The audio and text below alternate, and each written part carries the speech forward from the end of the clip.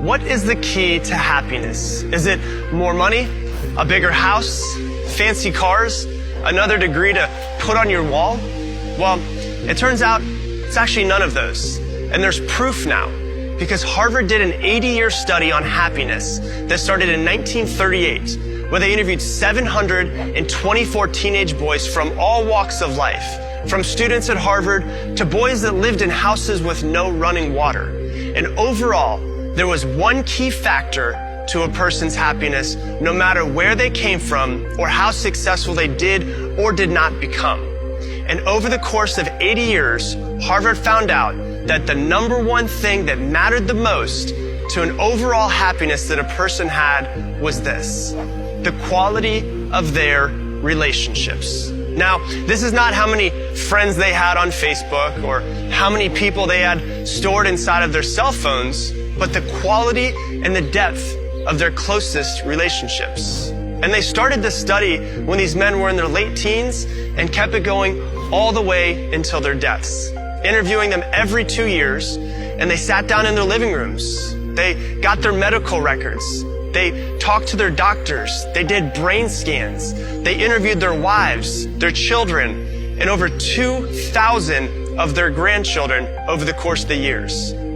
And over again, they found that happiness or lack of happiness came from their relationships. But there was one interesting finding that the professors did not expect. The Harvard professors learned that the happiest people in the study were not only deeply connected with friends and family and their community, but they actually lived longer than those that were not. And they realized that social connections keep us healthier. And loneliness is toxic. Loneliness kills. In fact, 70 different studies across the world with 3.4 million participants found out that social isolation and loneliness are linked to premature death. And they found that the men that had the greatest levels of satisfaction in their relationship when they were 50 years old were the healthiest.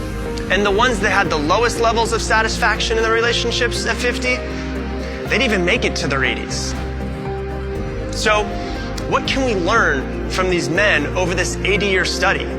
If you want to be happy, then there's one thing that you should focus on, and that's the quality of your relationships. And that's with the people that are around you, the ones that you are closest to. Sure, go out and get the success you want, the money, the house, the cars, the business, or whatever else that you desire. That's your prerogative. But don't think that those things will make you happy. Don't think that they'll fill a hole that you feel inside of you. The only thing that can make you truly fulfilled are deep, meaningful, close relationships. So love the ones that are around you and put your relationships first and work on developing them.